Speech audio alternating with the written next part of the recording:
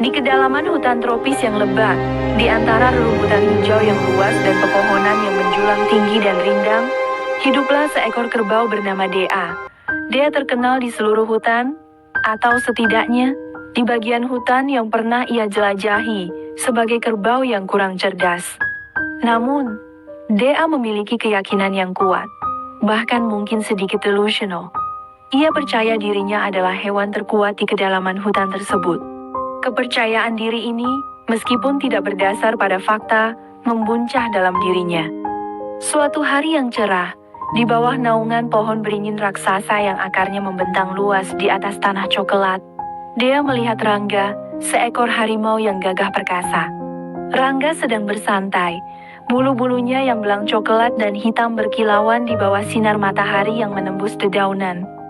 Dea pernah mendengar dari seekor monyet cerewet bernama Kiki, bahwa meskipun Rangga terkenal sebagai raja hutan di kedalaman hutan ini, sebenarnya ia adalah hewan yang lemah, hanya pandai bermalas-malasan.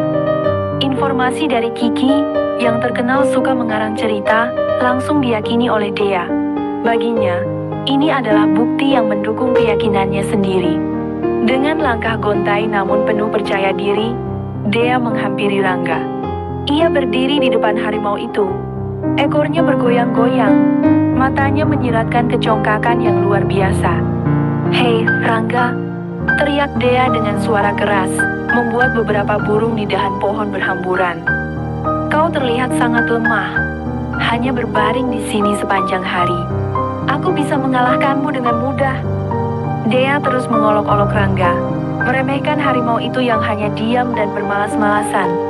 Ia menceritakan betapa kuatnya dirinya, betapa ia bisa menggerakkan pohon besar dengan tanduknya, dan betapa ia bisa menaklukkan sungai terdalam. Rangga, yang awalnya terlihat tenang, mulai merasa agak jengkel. Ia membuka matanya yang kuning tajam, menatap Dea dengan tatapan yang mampu membuat kerbau itu gemetar. Namun, Rangga tetap diam, hanya mengamati kerbau bodoh itu dengan sabar. Tiba-tiba, Rangga mengaum. Bukan auman yang menggelegar dan menakutkan seperti yang biasanya ia gunakan untuk menaklukkan mangsa, tetapi auman rendah, yang terdengar seperti geraman kesal. Auman itu, meskipun tidak sekuat yang diharapkan, cukup untuk membuat Dea ketakutan. Kaki Dea gemetar, dan tanpa pikir panjang, ia berbalik dan lari sekencang-kencangnya, meninggalkan Rangga yang masih berbaring di bawah pohon beringin. Dea berlari tanpa henti, melewati semak-semak dan rumpun bambu, hingga akhirnya sampai di rawa-rawa yang tenang. Ia terengah-engah, jantungnya berdebar kencang. Di tempat yang aman itu, Dea duduk dan merenungkan kejadian yang baru saja dialaminya.